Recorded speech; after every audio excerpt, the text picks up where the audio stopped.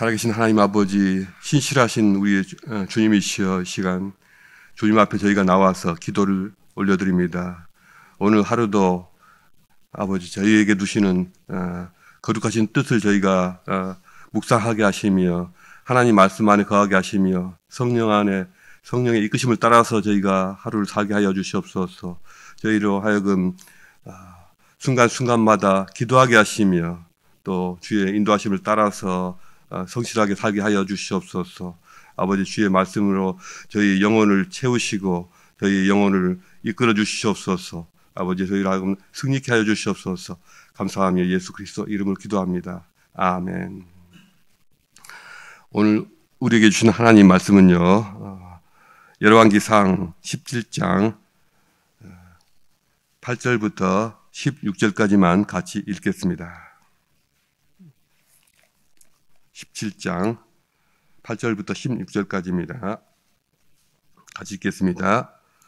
여호와의 말씀이 엘리야에게 임하여 이르시되 너는 일어나 시돈에 속한 사르밧으로 가서 거기 머물라. 내가 그곳 과부에게 명령하여 네게 음식을 주게 하였느니라. 그가 일어나 사르밧으로 가서 성문에 이를 때에 한 과부가 그곳에서 나뭇가지를 줍는지라. 이에 불러 이르되 청하건대 그릇에 물을 조금 가져다가 내가 마시게 하라. 그가 가지러 갈 때에 엘리야가 그를 불러 이르되 청하건대 내 손에 떡 한 조각을 내게로 가져오라. 그가 이르되 당신의 하나님 여호와께서 살아계심을 두고 맹세하노니 나는 떡이 없고 다만 통에 가루 한 움큼과 병에 기름 조금뿐이라. 내가 나뭇가지 둘을 주어다가 나와 내 아들을 위하여 음식을 만들어 먹고 그 후에는 죽으리라. 엘리야가 그에게 이르되 두려워하지 말고 가서 내 말대로 하려니와 먼저 그것으로 나를 위하여 작은 떡 한 개를 만들어 내게로 가져오고 그 후에 너와 네 아들을 위하여 만들라. 이스라엘의 하나님 여호와의 말씀이 나 여호와가 비를 지면에 내리는 날까지 그 통에 가루가 떨어지지 아니하고 그 병에 기름이 없어지지 아니하리라 하셨느니라. 그가 가서 엘리야의 말대로 하였더니 그와 엘리야와 그의 식구가 여러 날 먹었으나 여호와께서 엘리야를 통하여 하신 말씀같이 통에 가루가 떨어지지 아니하고 병에 기름이 없어지지 아니하니라. 아멘. 오늘 함께 나눌 이 말씀의 제목은 빵 한 조각의 만남입니다.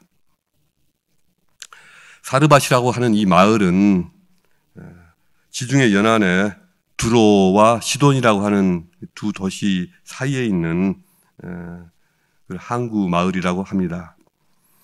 신약 시대에는 사람들이 이곳을 사렙다라고 불렀습니다. 구약 성경에는 사르밧이라고 되어 있는데 그래서 신약 성경에서는 사렙다라고 되어 있는 것입니다. 사르밧 과부가 사렙다 과부가 된 것입니다. 이곳이 어떤 곳이냐?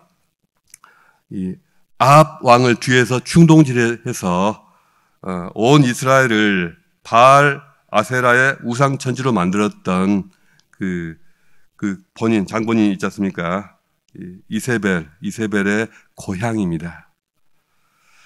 하나님의 원수이자 또 엘리야 선지자의 원수였던 이 이세벨의 이 본적지라는 것입니다.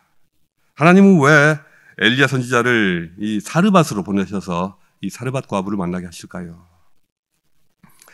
매튜 헨리라고 하는 성경 연구가는 여기에 대해 하나님께서는 이세벨의 본적지에서도 이세벨의 본거지에서도 당신의 종을 얼마든지 보호하고 먹이실 수 있는 그 하나님이시다.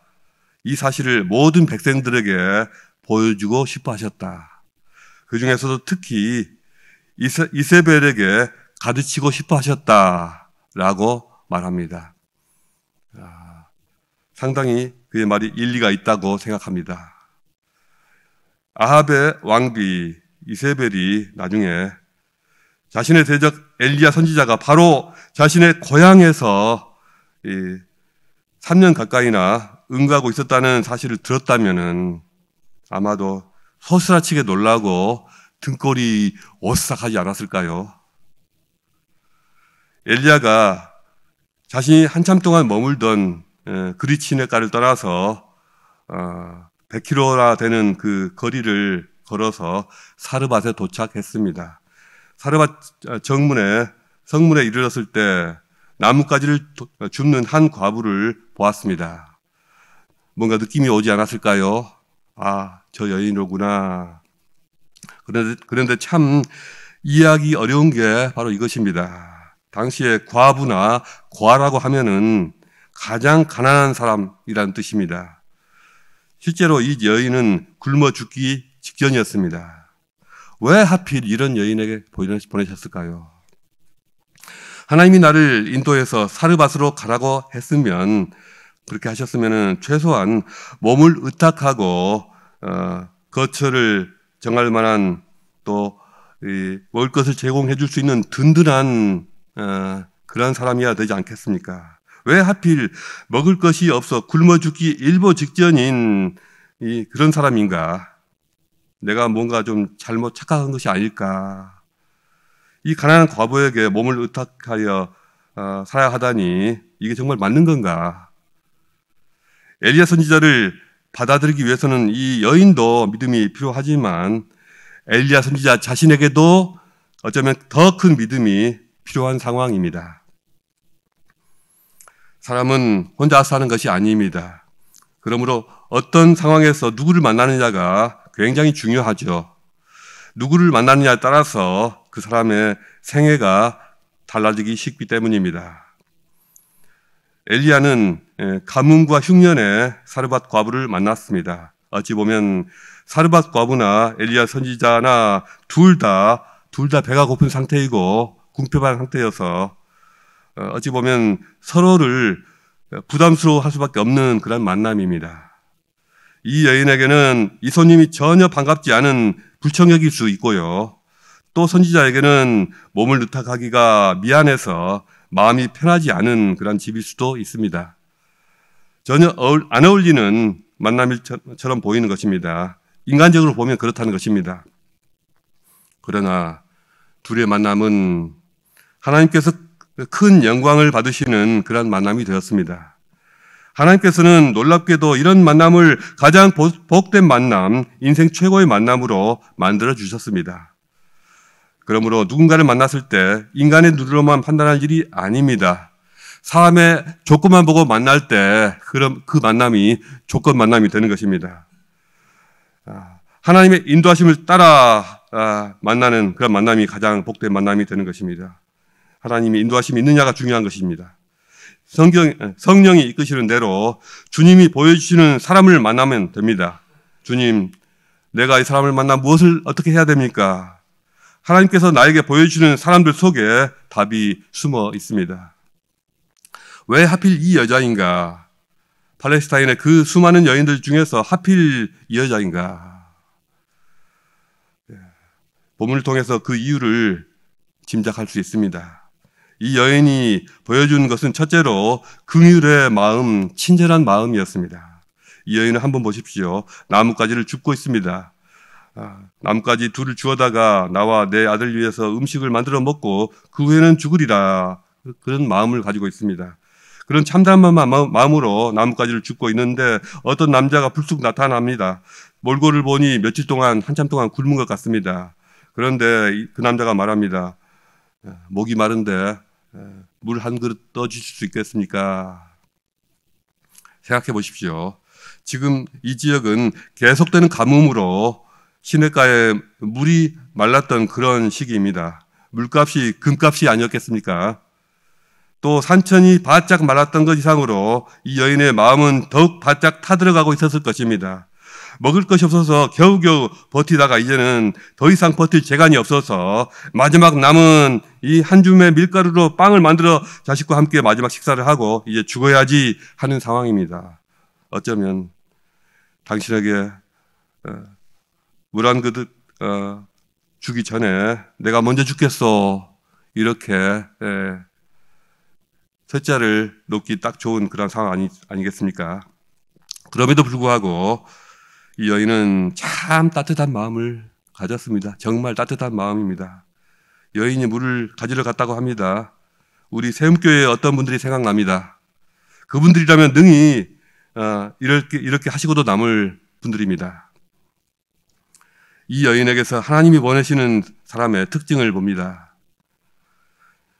자기도 곧 굶어 죽을 입장에서도 여전히 다른 사람에 대한 긍휼이 남아 있습니다. 처음 보는 외국 사람이 목이 말라 하는 것을 보면서 아이고 얼마나 목이 말랐을까, 얼마나 힘이 들까 하는 그 마음이 아직도 살아있는 것입니다. 하나님께서는 이 여인을 이미 아셨습니다. 이 말씀을 주시고 싶어 하지 않았을까 합니다. 긍휼히 여기는 자는 복이 있나니 그들이 긍휼히 여김을 받을 것이며, 하나님께서 이 여인을 긍휼히 여기셨습니다. 모르는 사람에게도 친절하고 남을 먼저 긍휼히 여기는 그 마음을 가진 이 여인을 하나님께서는 긍휼을 베푸시는 것입니다. 하나님께서는 사르밧 과부에게 감당할 수 없는 부담을 주시려고 선지자를 보내신 것이 아닙니다. 오히려 그 여인에게 복을 주시려고 선지자를 보내셨습니다. 사르밧 과부가 보여준 것이 또 있는데 바로 자신이 움켜쥔 것을 포기할 줄 아는 것입니다.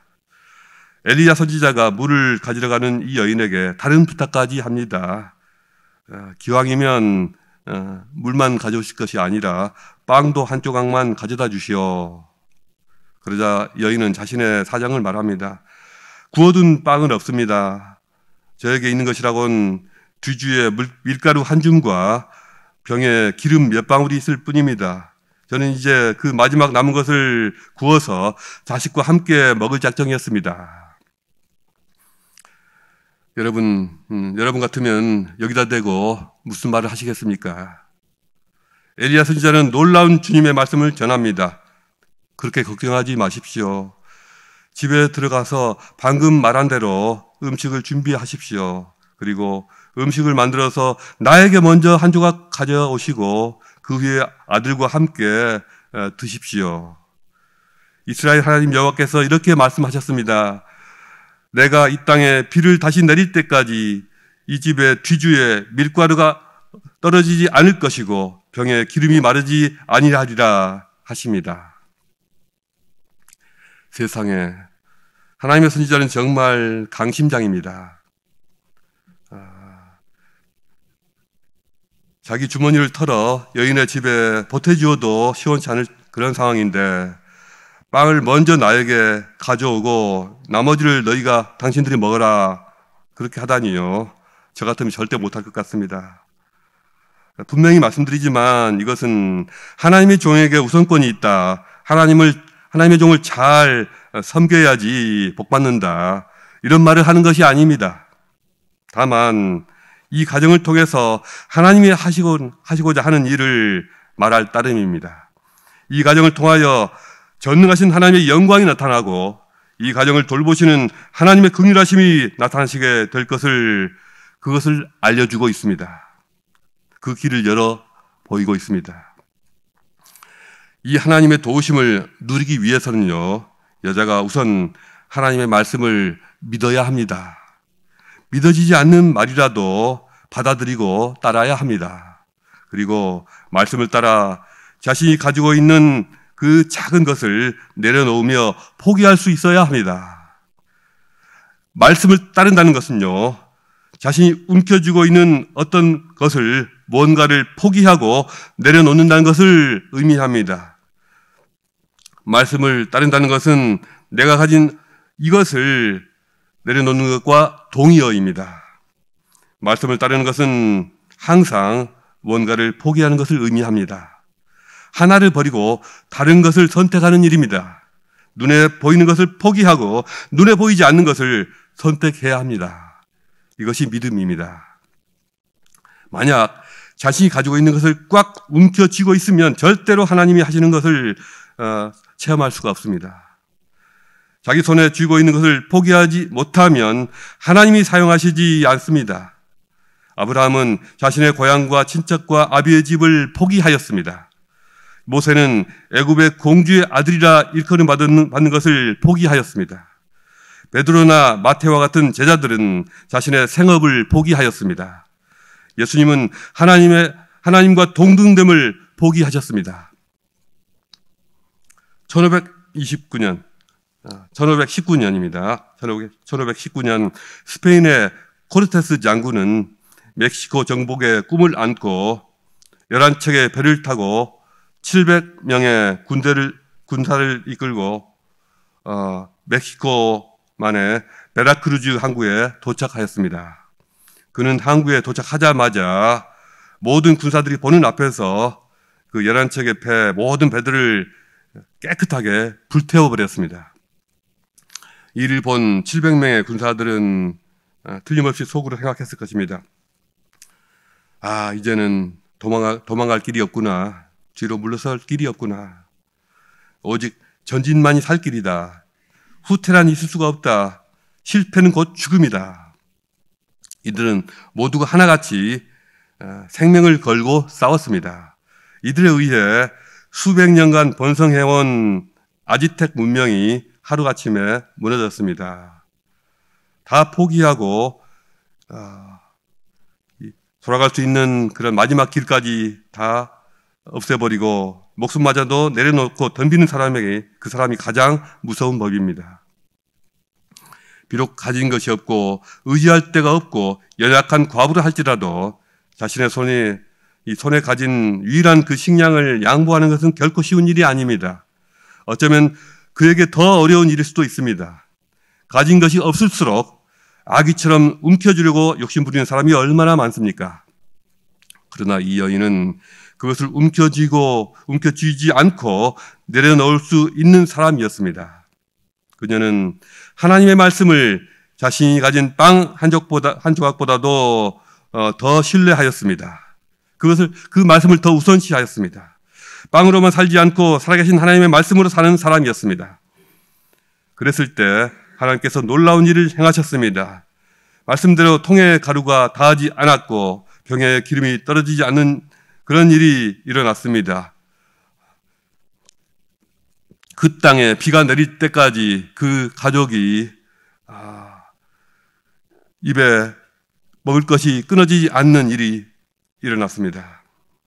우리가 살면서 가끔은 큰 위기에 처할 때가 있습니다.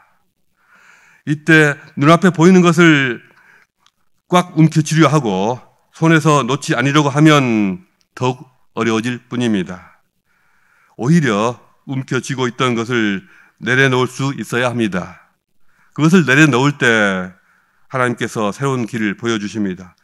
그 대신 하나님의 말씀을 부여잡아야 합니다. 하나님의 말씀을 부여잡는 것은 생명줄을 붙드는 것이고 그 말씀이 우리를 살게 할 것입니다. 만약 이 말씀을 믿지 못하면 그저 한 조각 빵을 더 먹고 그 다음에는 굶어 죽게 될 것입니다. 말씀의 가치를 알지 못하는 자는 큰 복을 놓치게 될 것입니다. 생각해 보십시오. 보통 우리가 움켜쥐고 있는 것들은 사실은 별것이 아닙니다. 빵 한 조각 같은 것들입니다. 그 작은 것을 내려놓아라. 그 작은 것을 나에게 달라 하시는 것입니다. 하나님이 우리에게 요구하시는 것은 극히 작은 것입니다. 여러분, 좋은 아내, 좋은 남편들에게는 중요한 특징이 한 가지 있다고 저는 생각합니다. 그것이 무엇일까요? 아마 여러분들 다 좋은 남편이시고 좋은 아내이시니 저보다도 더 잘 아시지 않을까 생각합니다. 그게 뭘까요? 많은 것을 요구하지 않는다. 정말 작은 것만 나에게 요구한다는 그 점이 아닐까 합니다.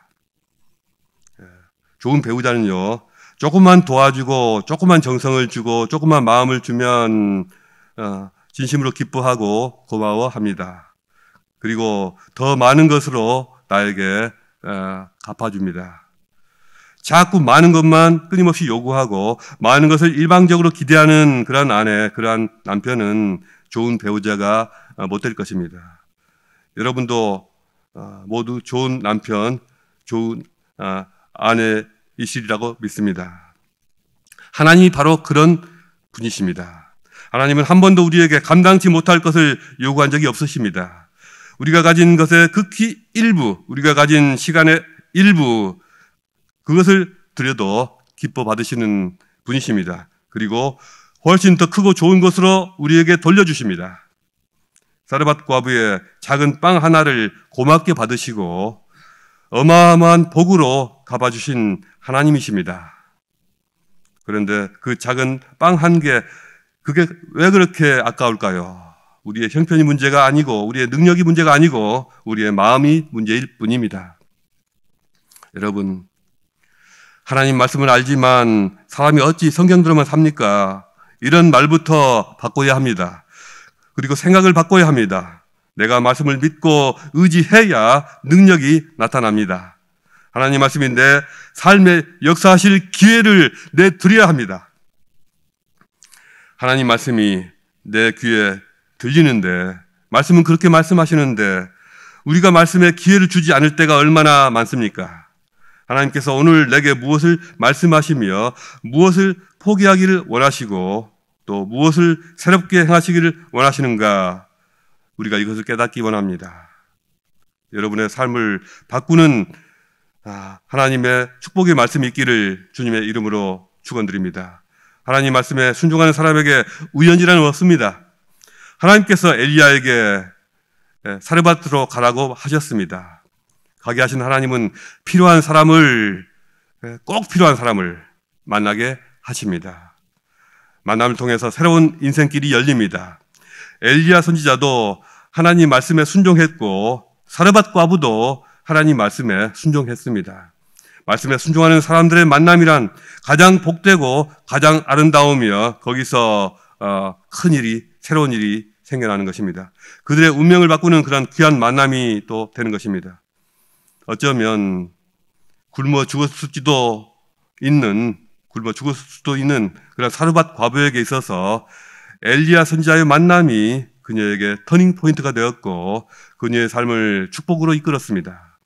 엘리야 선지자에게 있어서 자신의 인생 중에서 가장 궁핍하고 곤궁했던 그 순간에 이 여인의 섬김이 엄청나게 큰 힘이 되었을 것이 분명합니다.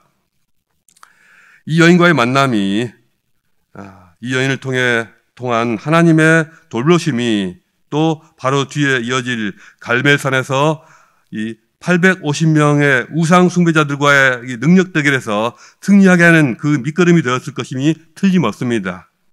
아마도 엘리야 선지자는 사르밧에서 이 여인에게 섬김받은 것을 평생 동안 잊지 못할 것입니다. 하나님께서는 말씀을 믿고 순종하는 사람들에게 무엇보다도 다른 어떤 것보다도 귀한 사람들과의 만남을 허락하십니다.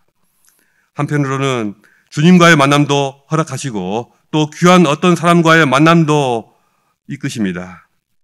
그리고 그 만남을 통해서 새로운 일들을 열어가십니다. 서로의 형편은 전혀 문제가 되지 않습니다. 전능하신 하나님께서 채워주시기 때문입니다. 이것이 오늘 말씀을 통해 우리에게 주시는 주님의 가르침이 아닐까 싶습니다. 이러한 은혜가 저와 여러분 모두에게 있기를 주님의 이름으로 축원합니다. 오늘 말씀을 묵상하시면서 자유롭게 기도하시다가 돌아가시겠습니다. 유튜브를 통해서 시청하시는 모든 분들도 설교 말씀만 듣지 마시고 하나님께 기도하시면서 귀한 기도의 시간을 충분히 가지시기를 부탁드립니다.